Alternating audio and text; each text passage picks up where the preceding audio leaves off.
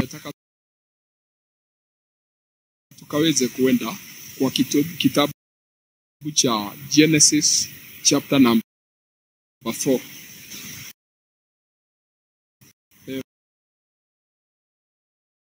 Mstari wa 8. Maandiko inasema, now Cain talked with Abel his brother, and it came to pass when they were in the field that Cain rose up against Abel his brother and killed him. And the Lord said to Cain, where is Abel your brother? And he said, I do not know. Am I my brother's keeper? And he said, what have you done? The voice of your brother's blood cries out to me from the ground. Mahali nimesoma kwa kitabu cha Genesis, nilikuwa nataka kusoma mstari wa 9, lakini nikasema nisome hiyo iko juu na hiyo iko chini. Maandiko inasema ya kwamba ikafika mahali Cain akaongea, ama Kaini akaongea na ndugu yake, na ikakuja kuwa ya kwamba walipokuwa kule kwa shamba ama kule nje, Kaini akaweza kuinukia ndugu yake Abel na akamuua. Naye Mungu akamwambia Kaini, ako wapi Abeli ndugu yako? Akasema sijui. Na akauliza, kwani mimi ndiye huwa ninamtunza? Am I my brother's keeper? Praise the Lord. Maandiko inasema aliuliza Mungu hiyo swali, sijui kama ilikuwa rude ama haikuwa rude. Kama niwe ungejibu namna gani? Ama ungeuliza Mungu swali gani? Praise the Lord. Maandiko inasema ya kwamba verse number 9, Bwana akamwambia Kaini, yuko wapi Habili ndugu yako? Akasema sijui, mimi ndi mlinzi wa ndugu yangu. Akauliza, am I my brother's keeper? Ama akauliza, mimi ndiye huwa namlinda. Na hiyo ninasema hiyo swali sijui kama ni nzuri kuuliza Mungu ama si nzuri. Na nikakuuliza, kama wewe ungekuwa Kaini ungeuliza namna gani? Yeye aliuliza hivyo. Praise God. Naye Mungu akamwambia ya kwamba akasema, umefanya nini? Sauti ya damu ya ndugu yako inalilia kutoka katika ardhi. Mungu akamwambia, ingawa hutaki kuniambia umefanya nini, sauti ya damu yake inanililia kutoka ardhini. Praise God. Nilisema ya kwamba at the right time nitawafundisha juu ya damu. Maandiko haisemi ya kwamba machozi yake inalia kutoka ardhini, na haisemi ya kwamba mwili wake unalilia kutoka ardhini. Inasema damu yake inalia. And so it is good for you to know today that kwamba blood cries. Bwana sifiwe. Damu ina uwezo wa kuongea ama wa kuli. Na ndiyo sababu tukienda kwa Hebrews 12 tunakuta ya kwamba tunaambiwa ya kwamba tumekuja kwa mlima Zayuni, na tunaambiwa kwa mji wa Mungu aliye hai, mahali ambapo kuna malaika wengi, na inaendelea kuelezea na inasema kwa damu ya kunyunyizia ambayo hunena maneno mazuri kuliko ya Habili.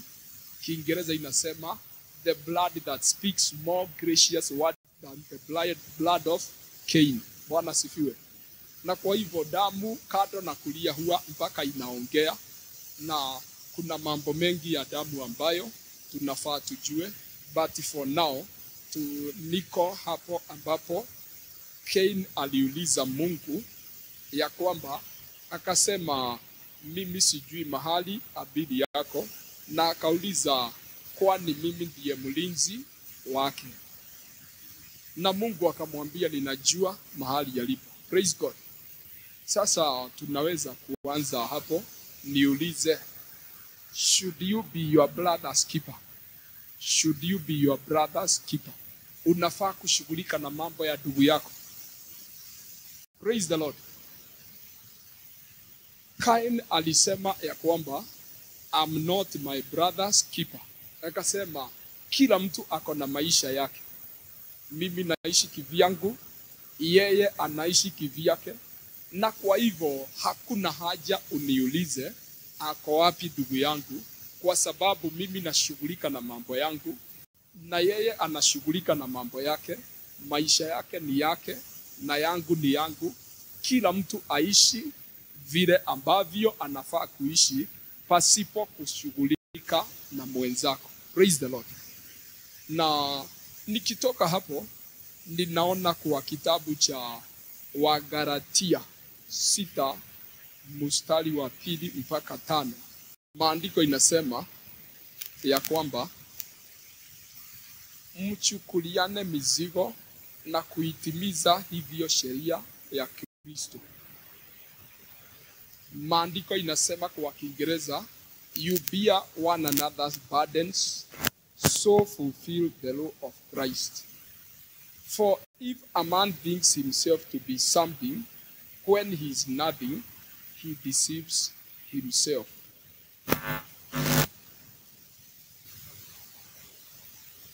Lakini kila mtu aipime kazi yake mwenyewe, ndipo atakapokuwa na sababu ya kujisifu ndani yake tu, wala si kwa wenzake. My point is, maandiko inasema ya kwamba tuchukuliane mizigo kila mmoja na mwingine. Wakati tunapochukuliana mizigo kila mmoja na mwingine, maandiko inasema ya kwamba tunatimiza sheria ya Kristo. Sheria ya Kristo ni gani hiyo ambayo tunaambiwa ya kwamba you bear one another's burden and so fulfill the law of Christ. Sheria ya Kristo ambayo kila mtu anaijua. Kristo hakutupatia sheria nyingi, lakini alisema ya kwamba a new commandment I give unto you. Praise God. Akasema hii sheria mpya ni sheria ya upendo. Wakati unapochukuliana mzigo kila mmoja na mwingine, unatimiza sheria ya upendo, na kwa hivyo unatimiza hiyo sheria ya Kristo. Na kwa hivyo sheria ya Kristo ya upendo, katika upendo kuna kuchukuliana mizigo. You should be your brother's keeper. Praise the Lord. Bwana Yesu asifiwe. Wakati ambapo unashughulika na mambo ya mwenzako, maandiko inasema ya kwamba unatimiza sheria ya Kristo. Let me tell you, huwa ninashukuru Mungu kwa sababu yetu wa Afrika, kwa sababu Mungu ametuumba na hiyo jambo ya kuwa your brother's keeper ama kuchukuliana mizigo, Bwana ameiweka ndani yetu. Praise the Lord.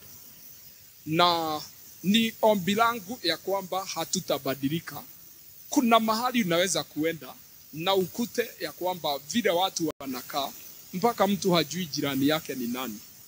Wanakaa na majirani na hata kusalimiana ama kitu ingine hawana shughuli sana nchi za ng'ambo. Na hata huku kwetu ni kama watu, kwa sababu tunapenda sana kuiga watu wa ng'ambo, tunaendelea tukienda hiyo njia mahali ambapo you don't mind your neighbor. Siku moja nilienda kwa gari na nilipoingia hapa mbele kwa dereva na nikakaa chini nikija kanisani, alini challenge kwa sababu niliingia na nikakaa chini. Akanisalimia. Akaniambia, unajua sisi wa Kenya hata ukikaa karibu na mtu huwa unaona si kama mtu unaona, ni kama kitu mko nayo, hakuna salamu. Na nikasalimika na nikasikia hiyo imeniumiza. Praise God. Na nikajiuliza kweli tungewezaje kutoka hapa na tuende mpaka tufike kanisani na nitoke na hata hakuna kumjulia haji. It is good. Ukifika mahali popote, you make sure ya kwamba yule ambaye mko naye, hakikisha ya kwamba umeanza kwa kumsalimia. Praise God. Na kama kuna kitu ingine unaweza, you make sure ya kwamba hata hiyo umemsaidia, ama kama ni kuongea muongee, kama si kuongea hakikisha ya kwamba kuna kitu umefanya kumhusu. Praise the Lord. Kuna mambo mengi unaweza kufanya ambayo ni ya kutimiza upendo wa Kristo. Hata unaweza kuenda na mkienda na mtu uone ya kwamba kiatu yake imefunguka kamba, na umwambie brother ama sister, si ufunge hiyo kiatu vizuri. Hata kama hautasema mambo mengi, atakwambia thank you, na kuanzia hapo umetengeneza njia ya kushirikiana naye. Ama saa ingine uende tu kute mtu ya kwamba alichanua nywele vizuri, lakini kuna kanyuzi kalijishikilia, umwambie excuse me, wacha nikutoe hii, na umtoe. Kutoka hapo mumeanza. Praise God. Wakati unapotaka kushirikiana na watu, mpaka utafute njia, ama mpaka kuwe na njia ambayo mtaanza nayo, kwa sababu kuna njia nyingi ambazo huwa ziko. Hata unaweza kuambia mtu wacha nikutengeneze hiyo kara na umfanye, na akikwambia thank you umwambie now you look smart, na kutoka hapo you start something. Praise God. So hakuna sababu yoyote ambayo mtu anaweza kupeana ya kusema ya kwamba I have nothing to do with my neighbor. Praise the Lord.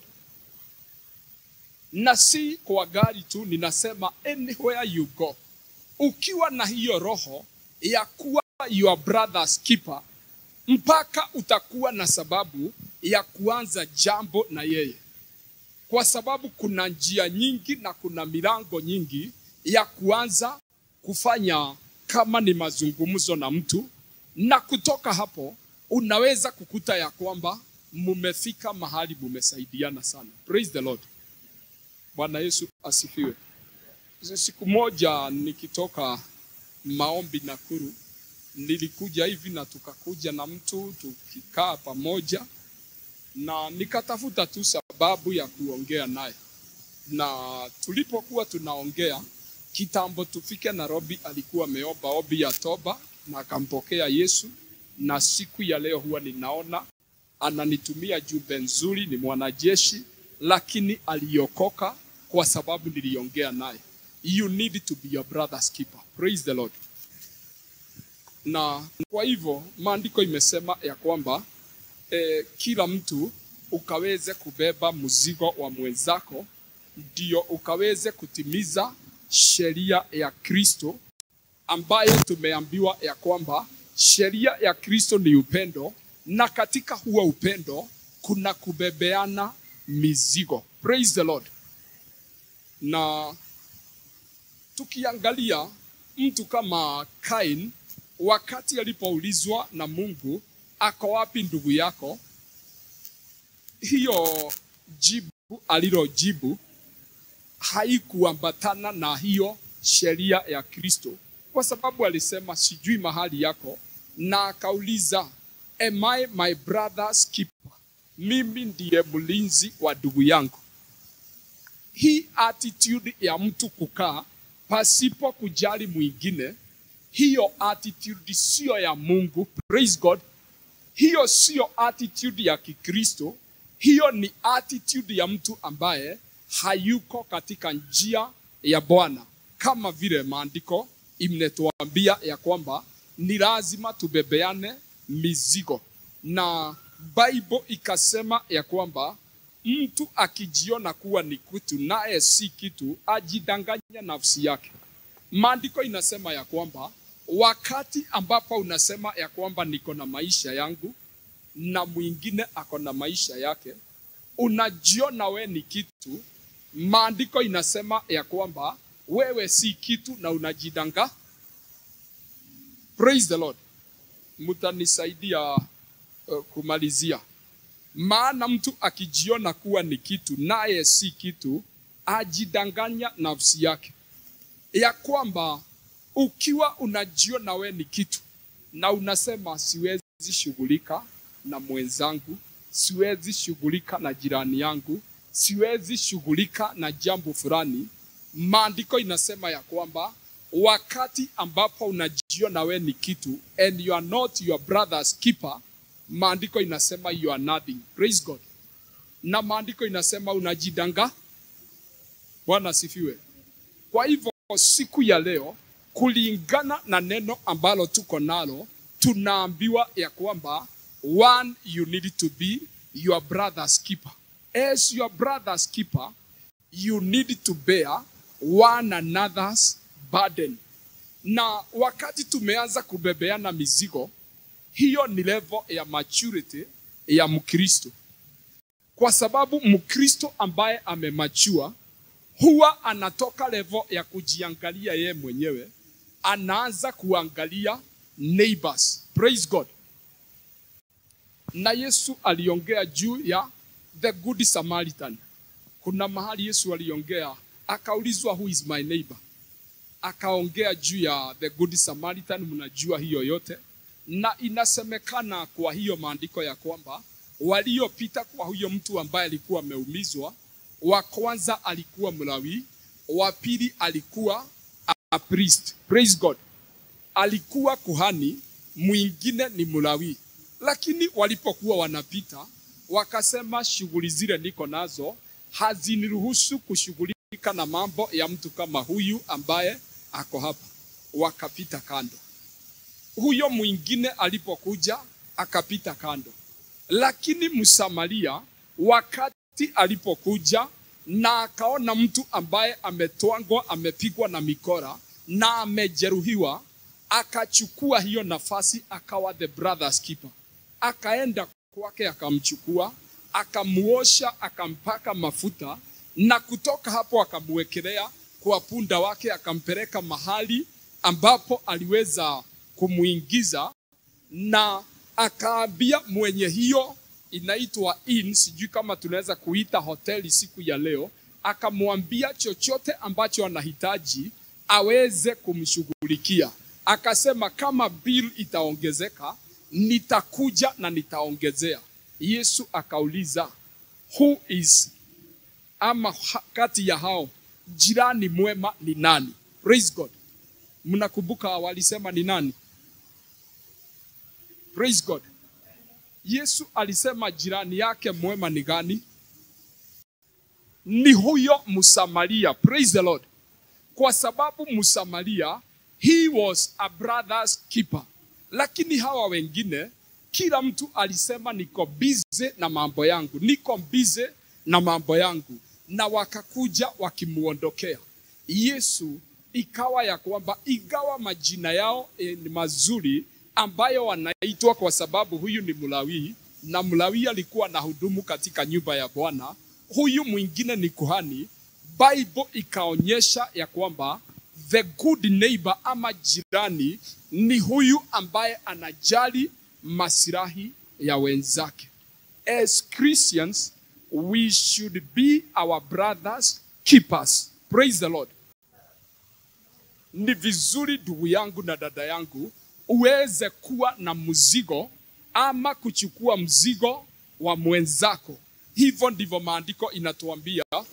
Tukiangalia kwa hiyo Wakolosai ama Wagalatia, maandiko imeanza kwa kusema ya kwamba ndugu zangu, mtu akigafirika katika kosa lolote, ninyi mlio wa roho, mrejezeni mpya kama huyo kwa roho ya upole.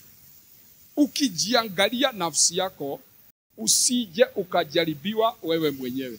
Maandiko inasema ya kwamba if anyone among you is overtaken in a fault, you who are spiritual, restore such a one in the spirit of meekness, considering yourself, lest you also be tempted.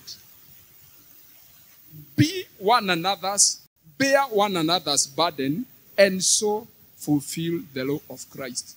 Maandiko inatuambia it is wrong for a Christian, praise God, ama ni vibaya kwa mtu yoyote kuwa ya kwamba kuna mambo unaona haiendi vizuri. Lakini hata kama unaona haiendi vizuri, unasema tu ya kwamba ni shauri yake, ama ni shauri yao, ama atajua vile atafanya. As your brother's keeper, you should come to a level whereby you can bear someone else's burden. Praise the Lord. Maandiko inatuambia ya kwamba hatukuokolewa kwa matendo yetu mema, tuliokolewa kwa neema kupitia kwa imani. Na maandiko inasema sababu ya kuokolewa kwetu tuliokolewa ili tukaweze kusifanya kazi zilizo njema. Praise God. We were saved by grace through faith so that we may do good works. Sababu ya kuokolewa na tuishi hapa duniani ni tuweze kuzifanya kazi zilizo njema. Praise the Lord. Na kwa hivyo kanisa la Bwana, ni vizuri tukiwa hapa duniani tujue ya kwamba tuna kazi ambayo Bwana ametupatia ya kufanya kazi njema. Maandiko inasema kwa kitabu cha Yohana ama waraka wa Yohana ya kwamba as he is in heaven, so we are here. Vile Yesu alivyo juu mbinguni, nasi ndivyo tunafaa kuwa wapi? Bwana Yesu asifiwe. Vile Yesu alivyo juu mbinguni, nasi tunafaa kuwa hivyo hapa. Na ndiyo sababu maandiko inatuita the body of Christ, mwili wake Kristo. Na Yesu alipokuwa duniani, alikuwa akisema ya kwamba vile unaona nikifanya kazi, ninafanya kama vile Baba anavyofanya kule juu mbinguni. Nasi tukiwa wana wa Mungu, tunafaa tuwe watu ambao twaifanya kazi ya Kristo tukiwa hapa duniani, wakati kunapotokea jambo, na hilo jambo Kristo aone ya kwamba atalishughulikia. Kwa sababu hata shuka hapa ni juu yetu tukaweze kufanya on behalf of Christ. Praise God. Mungu akitaka mgonjwa apone, si vizuri mkristo kungojea ati Kristo ashoke juu mbinguni akuje hapa aambie mtu nimekuwekelea mkono, pokea uponyaji. Bwana asifiwe. Tunafaa tuende kwa huyo mgonjwa katika jina la Yesu. Tumwambie kwa jina la Yesu, pokea uponyaji. Bwana Yesu asifiwe. Tukiona jambo lingine lolote ambalo haliendi vizuri, na kwa sababu vile alivyo juu mbinguni, hivyo ndivyo tuko hapa duniani, tunafaa kwa niaba ya Kristo, kama ni kuenda tuende on behalf of Christ. Praise God. Tunafaa tukiwa wa Kristo, hata kutembea kwako, usitembee kwa sababu unapiga, inaitwa kupiga nini? Napiga mtaa. Usipige mtaa. Praise God. Enda kwa niaba ya Kristo, angalia kwa niaba ya Kristo, na jambo lolote ambalo tunaona linafaa kushughulikiwa, tukalishughulikie on behalf of Christ, because we are his arms, we are his hands, we are his mouth, we are his feet, and we are his everything. Praise God. Bwana ametuleta hapa tukaweze kumwakilisha. Na ninapoendelea na neno langu, kuna mambo mengi ambayo tunafaa kufanya kwa niaba ya Kristo. Tunaona ya kwamba katika kubeba mizigo, maandiko inatuambia ya kwamba tukaweze kubebeana mizigo. Na hiyo mstari wa mwisho wa 5 kwa Galatians, maandiko inatuambia ya kwamba mtu atabeba mzigo wake mwenye. Wacha nisome. Maandiko inasema tuchukuliane mizigo na kuitimiza hivyo sheria ya Kristo, maana mtu akijiona kuwa ni kitu naye si kitu, ajidanganya nafsi yake. Lakini kila mtu aipime kazi yake mwenyewe, ndipo atakapokuwa na sababu ya kujisifu ndani ya nafsi yake tu, wala si kwa wenzake. Maana kila mtu atalichukua furushi lake mwenyewe. Biblia ya Kiingereza inasema every man shall bear his own burden. Tumeambiwa tubebeane mizigo, lakini verse number 5 inasema ya kwamba mtu yeyote atabeba mzigo wake mwenyewe. Every man shall bear his own. Bwana asifiwe. Haya ni maneno mawili ambayo inakaa kama contradict one another. Tubebeane mizigo na tena tunaambiwa kila mtu abebe mzigo wake. What does it mean? Inamaanisha ya kwamba ingawa unabebewa mzigo, praise God, ingawa unabebewa mzigo, haimaanishi ya kwamba usibebe mzigo wako mwenyewe. Unafaa kuubeba, lakini kama hawezi mzigo peke yako, let your brother to help you to carry. Praise God. Ndugu zako wakusaidie kufanya nini? Kubeba. Kwa sababu wakati Kristo anasema hivyo, hasemi ya kwamba kwa sababu unabebewa uwe mvivu. Unafaa kuubeba. I can pray for you, but while I'm praying for you, also pray for yourself. Praise God. Ni vizuri hata kama kuna jambo ninafanya kwa niaba yako, wacha nifanye kwa ajili yako, lakini nisikufanyie na wewe ujue ya kwamba wacha ni relax, kuna watu wanashughulikia mambo yangu. Uwe mvivu. You need to carry your burden while we are also carrying your burden. Tukusaidie kubeba kwa sababu mzigo ni wako. Praise the Lord. Haya, tunaendelea tu. Naona ya kwamba katika kubeba mizigo, Mungu ni mapenzi ya Mungu ya kwamba watu waweze kubeba mizigo. Kitabu cha Hesabu, Numbers 11:11. Many things are prayed for until they come to existence. We ought to have that duty, that burden of being prayerful. Praise the Lord. Nikiongeza neno lingine, kitabu cha Zefania 3:18, Bible inasema juu ya intercessors. It is also speaking about intercessors. Kitabu cha Zefania 3:18. The Bible says, nitawakusanya wanao usitikitia mkutano wa ibada. Hao waliokuwa wakwako, ambao mzigo uliokuwa juu yako ulikuwa fedheha kwao. I will gather them that are sorrowful for the solemn assembly, who are of you, to whom the reproach of it was a burden. Mungu anasema ya kwamba wale watu ambao walikuwa wanaona fedheha ya Yerusalemu ama Israeli, na ilikuwa mzigo kwao wakiona vile imekaa, maandiko Mungu anasema ya kwamba he will gather them. Praise God. Hapa tumeanza kuona jambo lingine ya kwamba kama kuna kitu ambacho huwa unaona hakiendelei vizuri na unakishughulikia kwa maombi, you intercede ama unachukua mzigo ndio kibadilike. When it changes, Mungu anasema he will make sure he gather you. Hata kukusanya mpaka ukuje ushereheke. Na Isaiah 66 ninajua inasema hivyo ya kwamba inasema ya kwamba wale ambao huwa wanausitikitia mji wa Yerusalemu, maandiko inasema ya kwamba atakapoifanya kuwa sifa duniani, Biblia inasema ya kwamba atawaleta pamoja waweze kusherehekea. Na inasema ya kwamba verse number 10 Isaiah 66 inasema, rejoice with Jerusalem and be glad, all you who love her.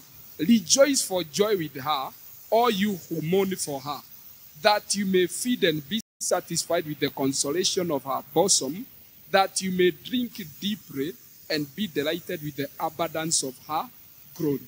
Maandiko inasema ya kwamba wale ambao huwa wanausitikitia na wanapenda Yerusalemu, maandiko inasema mfurahi pamoja naye. Nyinyi ambao mumekuwa na huo mzigo, maandiko inasema wakuje wa celebrate pamoja na akasema ya kwamba mkuje mule na mustoshereke na consolation of her bosom, that you may drink deeply and be delighted with the abundance of her glory. Ukifanya jambo na litimie, God will make sure ya kwamba wewe utahusika na celebration ambayo itakuwa pale. Mungu atahakikisha ya kwamba wakati mema imetendeka, Mungu atahakikisha ya kwamba you will have your portion, because you cried with them, you sorrowed with them, you prayed with them, na ukafanya kila kitu ndio uone mambo yakiwa mazuri. Na kwa hivyo watu wa Mungu, ni vizuri tukaweze kufahamu ya kwamba it is good for us tuwe na mzigo wa hayo maombezi. Jambo lingine ambalo nitaongeza na sitaleta mambo mengi ndio tusikae sana. Maandiko inasema kwa kitabu cha Thessalonians chapter number 2 and verse number 9. Biblia inasema ya kwamba maana mnakumbuka taabu yetu na masumbufu yetu, kwa kuwa mchana na usiku tulifanya kazi tusije tukamlemea mtu kwenu awaye yote, tukiwahubiri hivi injili ya Mungu. For you remember, brethren, our labor and travail, for laboring night and day, because we would not be chargeable unto any of you. We preach unto you the gospel of God.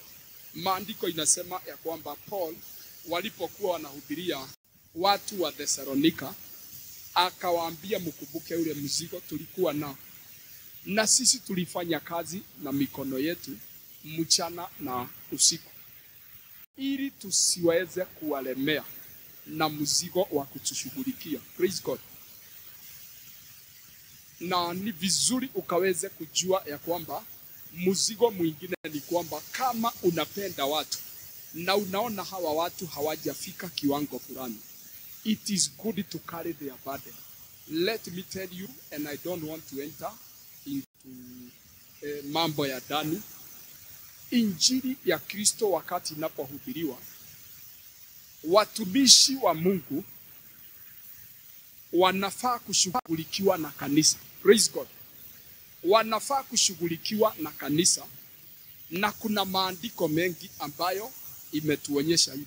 Lakini Paul akasema ya kwamba kwa hili kanisa la Thessalonika, kwa sababu alijua ya kwamba hili kanisa bado ni watu ambao hawajaingia mahali pa imani.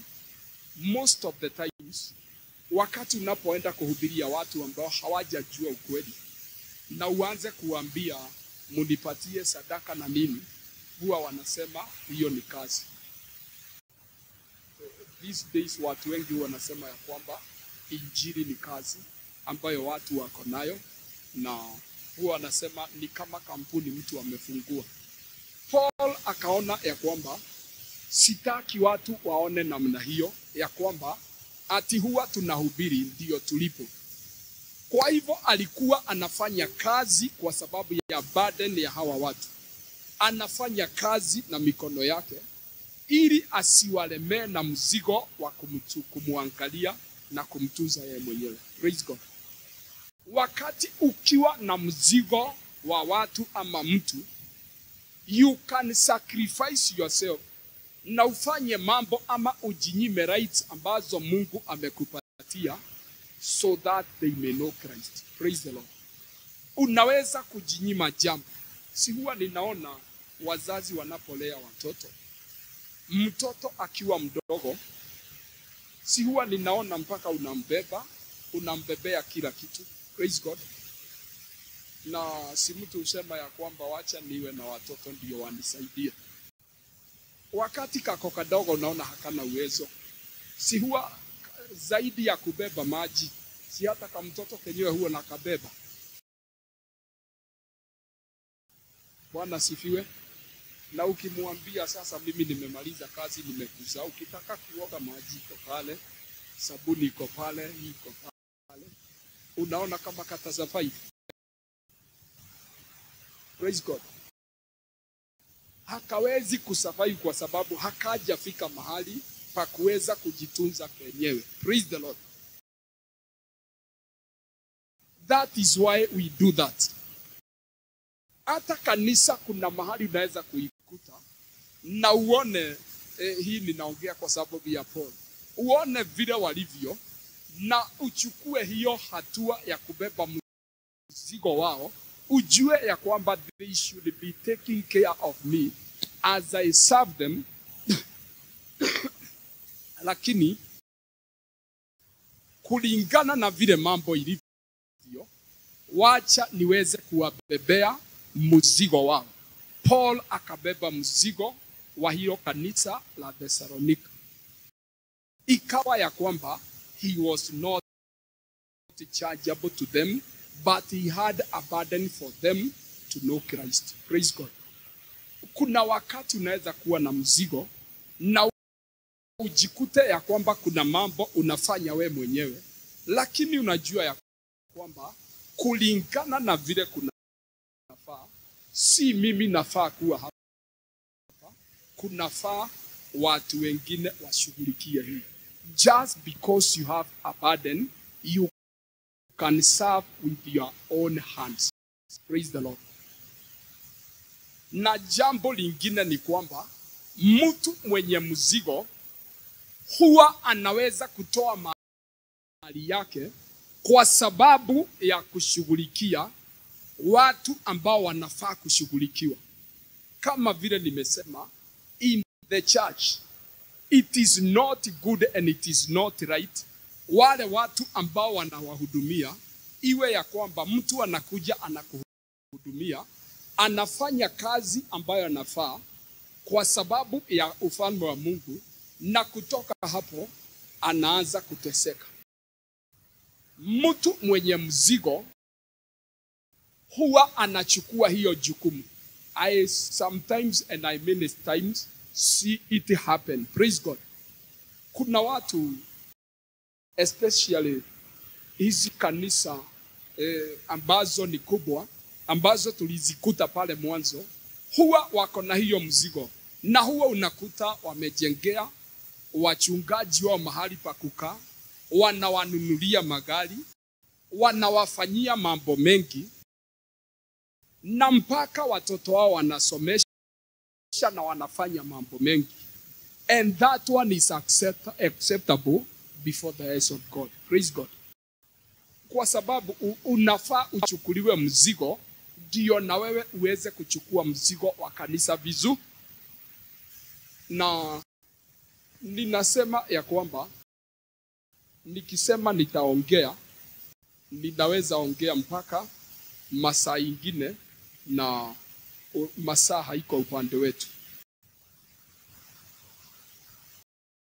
Neno langu la mwisho ndio tuombe. Isaiah 10:27. Isaiah 10 mstari wa 27. Maandiko inasema, tena itakuwa katika siku hiyo, mzigo wake utaondoka begani mwako, nira yake shingoni mwako, nayo nira itaharibiwa kwa sababu ya kutiwa mafuta. Praise the Lord. Maandiko inasema ya kwamba hiyo siku ikifika, mzigo wake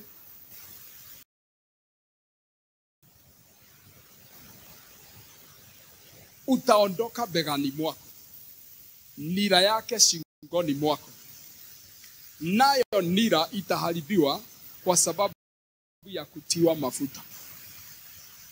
In that day, his burden, it shall come to pass in that day, his burden shall be taken away from off your shoulders, his yoke from your neck, and the yoke shall be destroyed because of the anointing. Maandiko inasema hiyo siku ikifika, ambapo Mungu atakuwa anataka watu wake wamtumikie. Praise God. Anasema ya kwamba yeyote ambaye huwa ni mtumishi wa Mungu na angetaka kutumikia Mungu, anasema hiyo siku ikifika ambayo imeandikwa hapa, anasema ya kwamba mzigo wa shetani utaondolewa mabegani mwako. Nayo ile nira ambayo shetani amewekelea mtu itaondolewa kwa shingo. Na maandiko inasema ya kwamba the yoke shall be destroyed by the anointing. Praise God. Mafuta ndiyo huondoa nira. Wakati unapojitoa kumtumikia Mungu na kuwe na nira katika maisha yako ambazo huwa zinakuzuia umtumikie Mungu, Mungu huachilia mafuta, na haya mafuta huja na kufuja hizo nira ambazo umekuwa ukizibeba. Praise God. Na Yesu akasema ya kwamba njooni kwangu ninyi nyote mubebao mizigo mizito, nami nitawapumzisha. Praise God. Akasema mujifundishe nami, mimi ni mnyenyekevu na mpole. Akasema mzigo wangu ni nyororo na nira yangu ni laini. Praise the Lord. That is the book of Matthew, chapter number 11, verse 28 to 30. We are about to pray.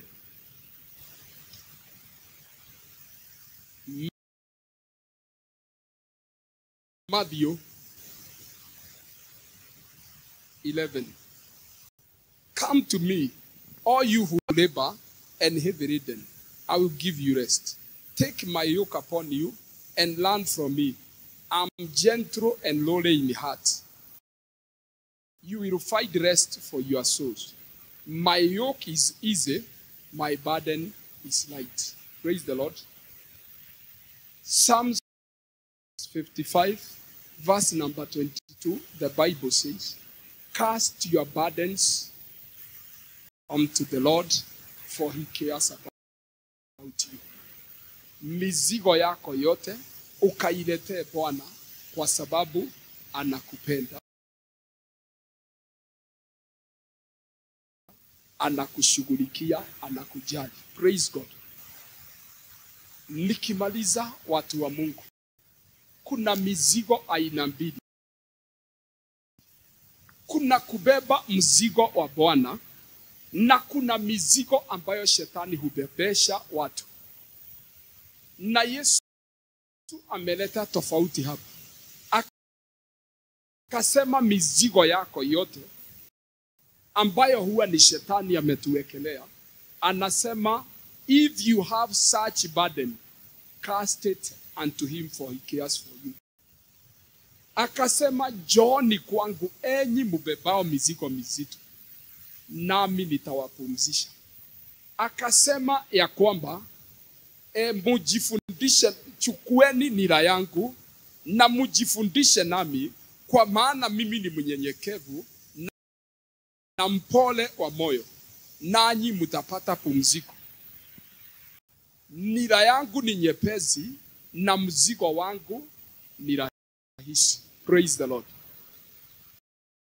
Mizigo hii yote mbili, maandiko inasema ya kwamba ukiamua kubeba mzigo wa Yesu, maandiko inasema it is light. Praise the Lord. Ukiamua kubebwa ama kuwekwa nira ya Mungu, maandiko inasema ya kwamba ni nyororo. I'm finishing with that. Ya kwamba ndio mtu abebe mzigo. Tunaweza kujifundisha na wanyama ambao huwa wanabeba mizigo. Kuna ile nira wanaingizwa kwa shingo. Si mnaijua? Wale hawaijui, siku moja tutaenda kutembea kule Lisafu muone vile wanyama hubeba. Lakini pia hapa Nairobi naweza kuangalia punda. Ninaona siku hizi kuna punda. Kuna ile kitu huwa wanaingizwa inaingiza kwa shingo, inakuwa hapa mabegani. Hiyo ndio inaitwa yoke. Praise God. Na ikishawekwa hiyo, sasa inawekelewa mizigo. Na kuna mzigo namba 2 ambao maandiko inasema ya kwamba siku hiyo ikifika, mzigo wake utaondolewa juu yako. Na nira nayo itaondolewa mabegani, kwa maana hiyo nira huondolewa na mafuta. Praise the Lord. Before mtu akubali kubeba mzigo wa Yesu ambao ni nyororo na ni mzigo mwepesi, kuna mizigo mingine watu hubebeshwa. Mahali tulitoka, kuna mizigo mingi watu hubebeshwa.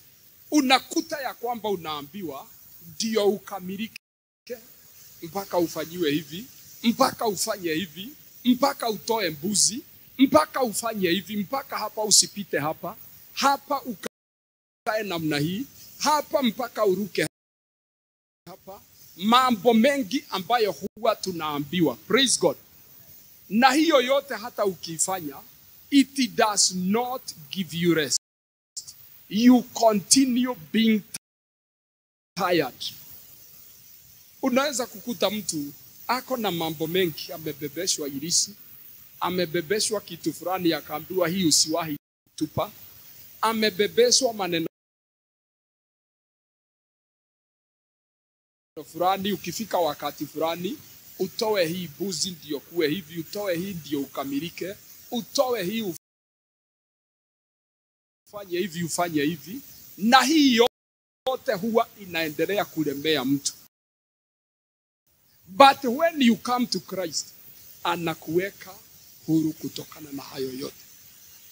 Bwana asifiwe.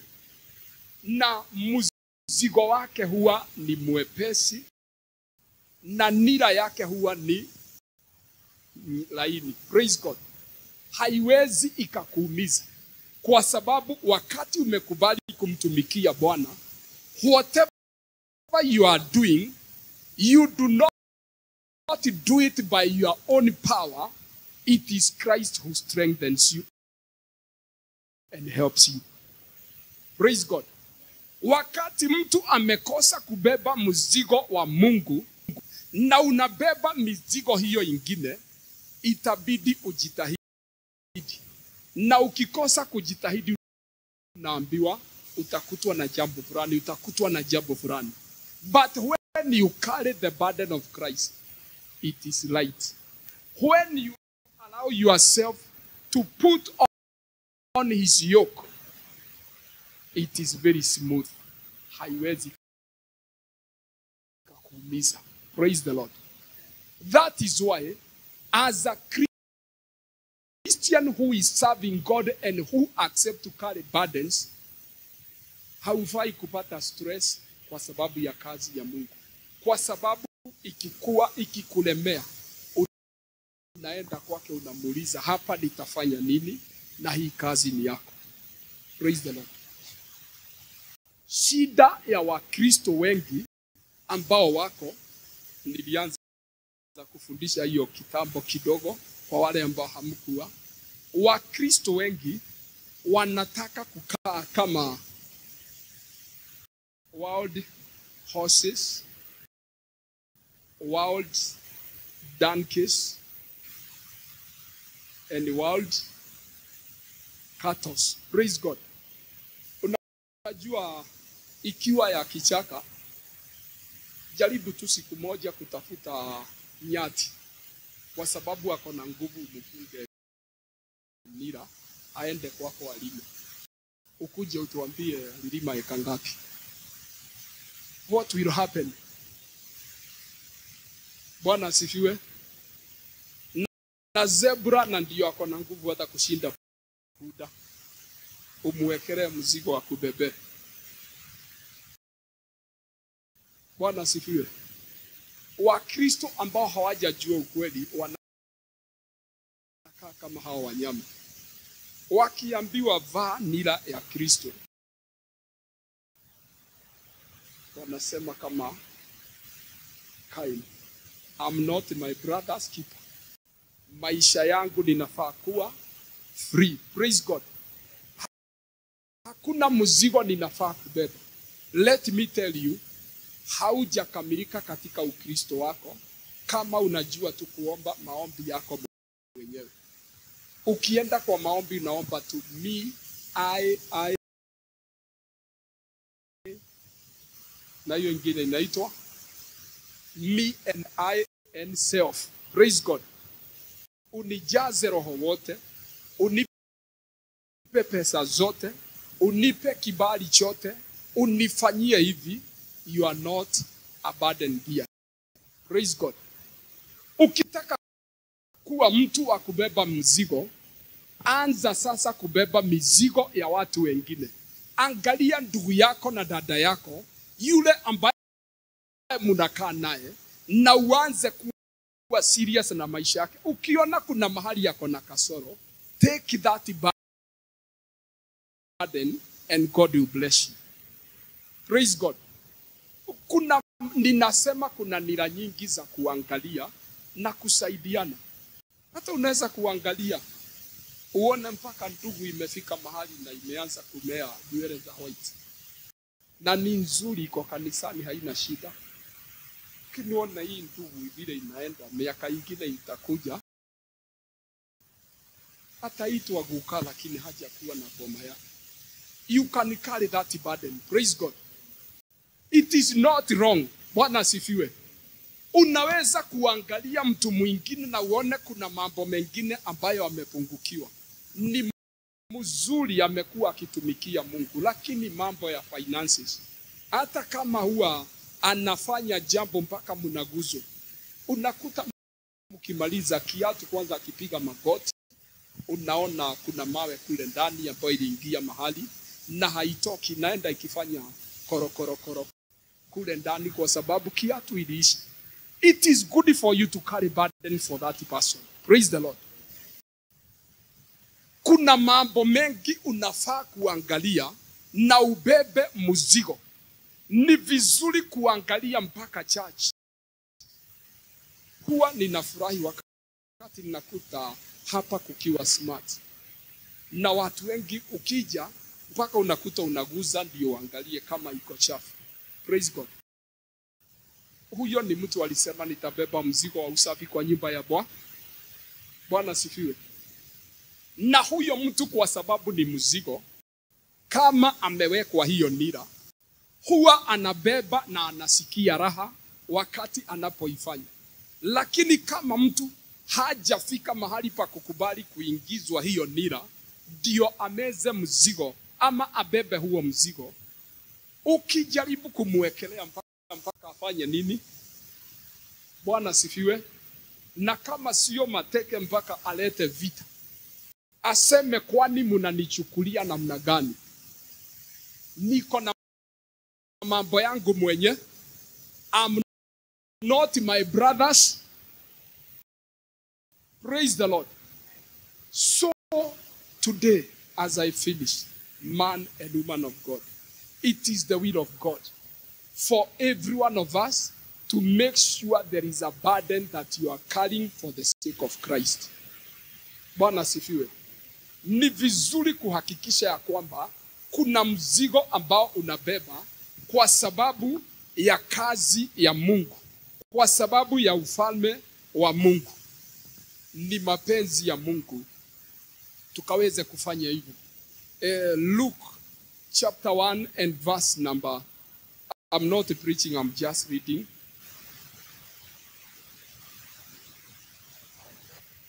Chapter number 74. Luke chapter number 1 verse number 74.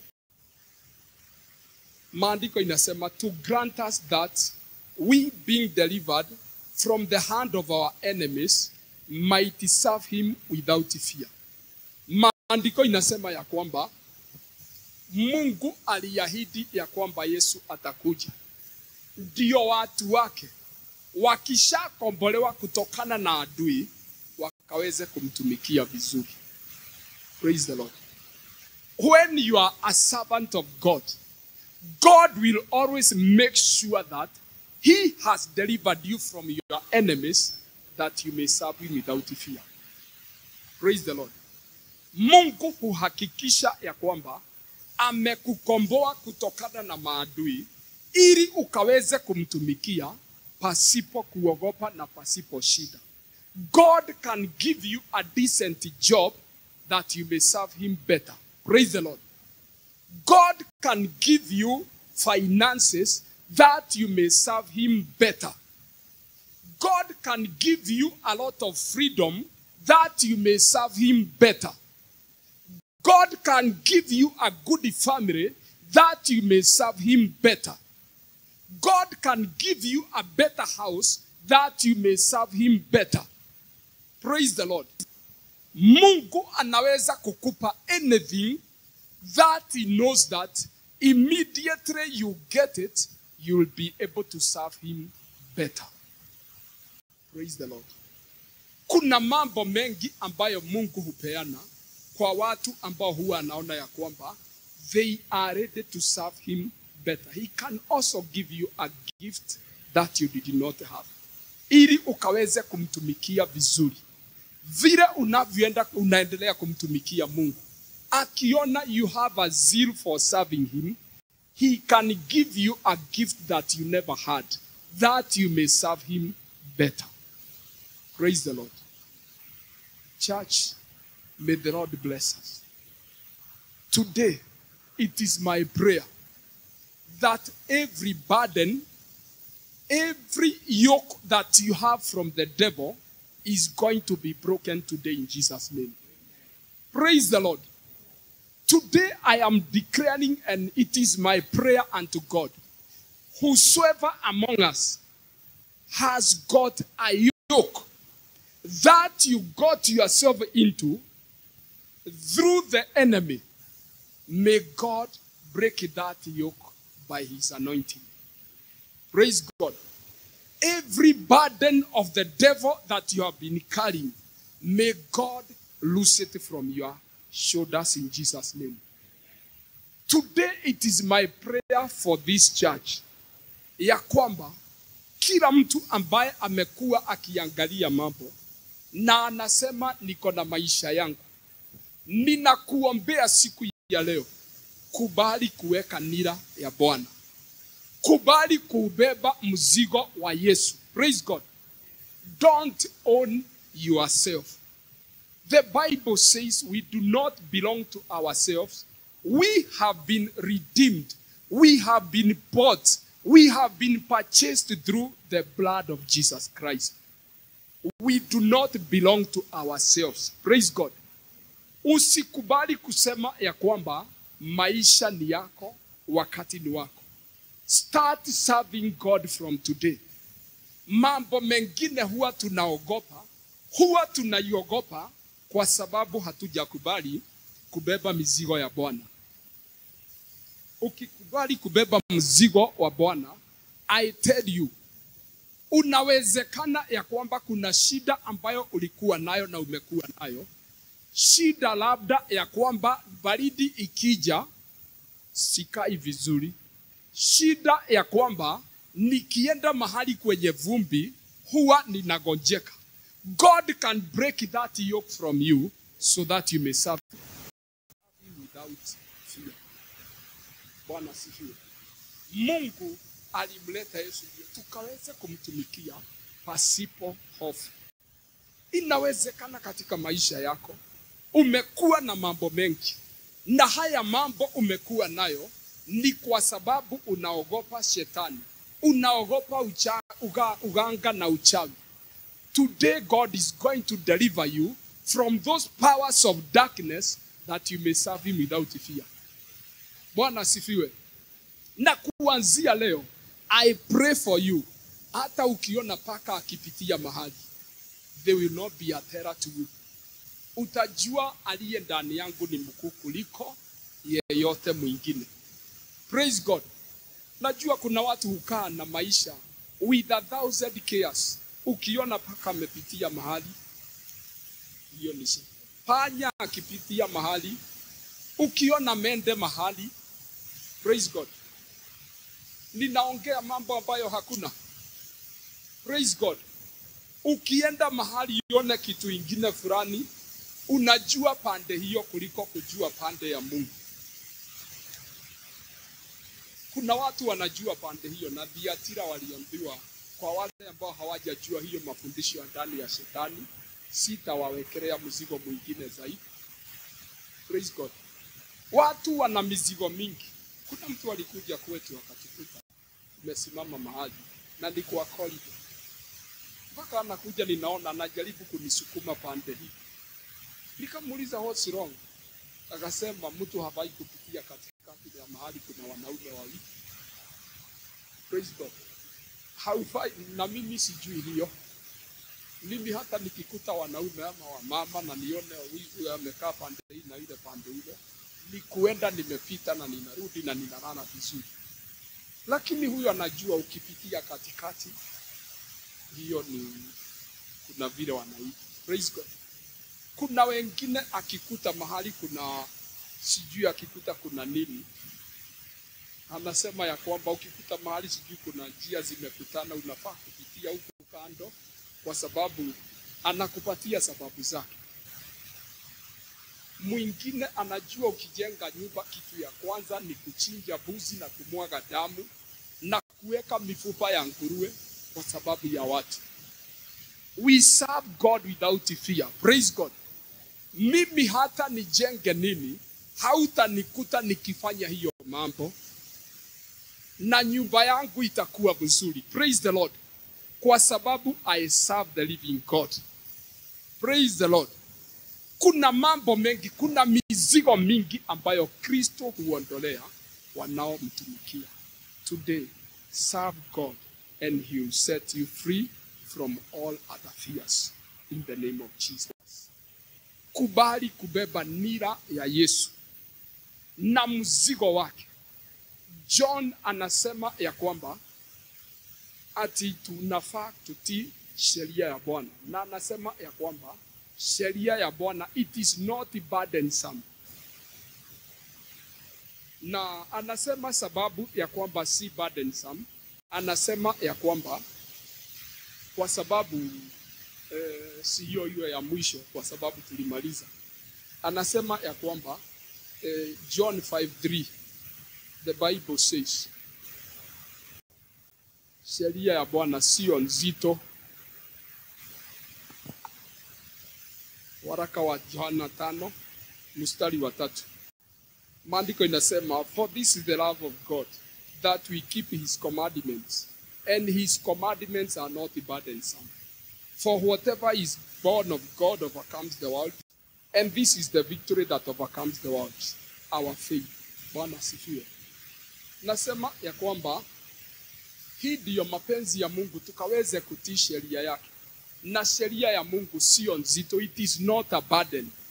Na anasema chochote ama yeyote ambaye amezaliwa na Mungu ameshinda dunia. Na hii ndiyo ushindi ambao tunashinda dunia nao, imani yetu. Sema hii ndiyo ushindi tunayeshinda dunia nayo. Gani?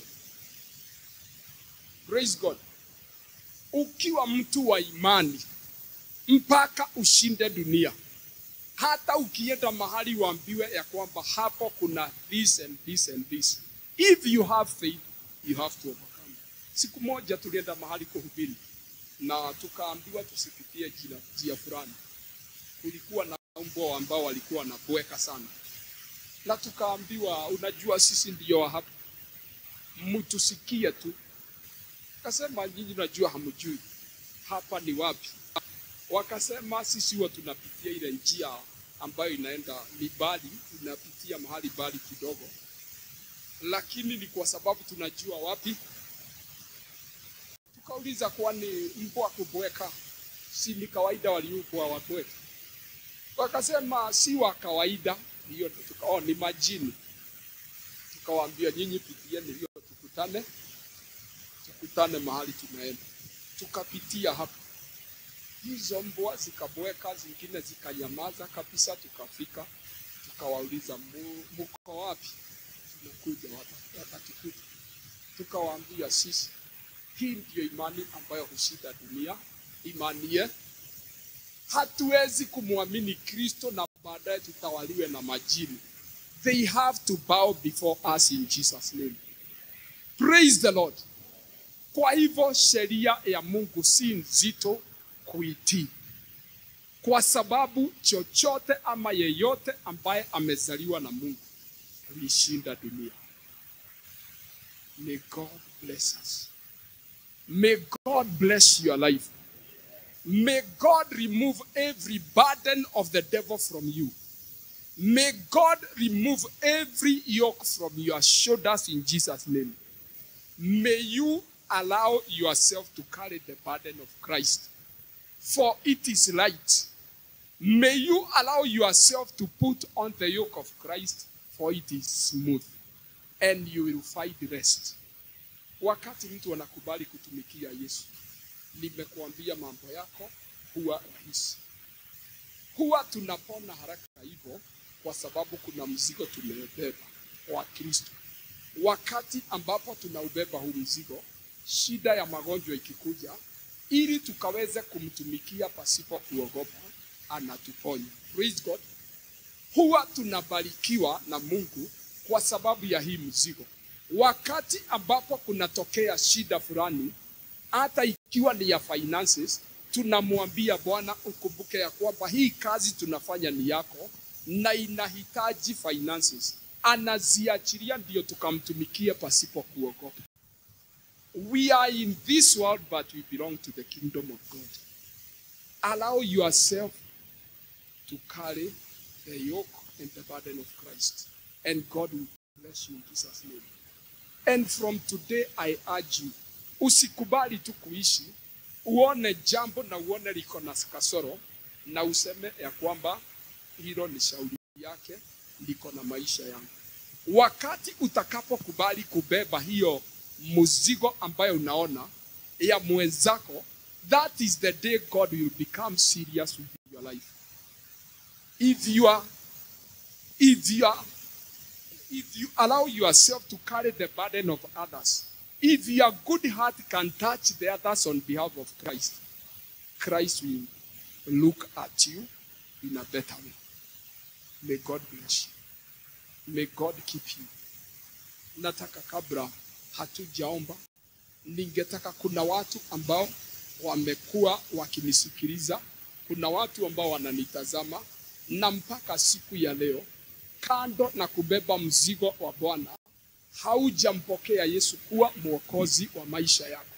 Siku ya leo, pokea Yesu katika maisha yako, na ukimwamini, ukimpokea, akianza kukutumia, nataka nikuambia kwamba kuna mambo itabadilika from now and henceforth. Omba hili ombi kwa imani na utakuwa umempokea Yesu. Sema, Bwana Yesu, naja kwako, unirehemu, nioshe dhambi, maovu na makosa yote. Kutoka siku ya leo, ninakukaribisha, ingia ndani ya moyo wangu, fanyika kuwa Bwana na mwokozi wa maisha yangu. Bwana, nimejitoa kwako, mizigo yangu yote naileta kwako. Bwana, unipe pumziko. Nira zote ambazo nimekuwa nazo, Baba, naomba ukaziondoe katika maisha yangu, na siku ya leo ukanifanye kuwa huru, ili Bwana nikaweze kukutumikia pasipo kuogopa. Kwa jina la Yesu naomba na nimeamini. Amen. God bless you, na Mungu akuonekanie. Yeyote ambaye ameomba hiyo ombi siku ya leo, umefanyika kuwa mtumishi wa Bwana. Anza kuishi maisha ya kumtegemea Yesu, maisha ya imani. Hiyo namba ambayo unaona hapo, tuandikie, utuambie ya kwamba tarehe 7 mwezi wa 7 2024 ulimpokea Yesu katika maisha yako. Na hiyo namba pia unaweza kuitumia ukiwa na hitaji lolote. Andika SMS, utuambie, tutaomba na wewe. Bwana atakubariki, ama utupigie tuombe na wewe. Jambo lingine ni kwamba hiyo namba ambayo unaiona hapo unaweza kuitumia kusimama na kazi ya Bwana. Unaweza kubeba mzigo wa kusimama financially na kazi ya Mungu ambayo tunaifanya. God bless you. See you next time Sunday. Bye bye, and God be with you and keep you in Jesus' name.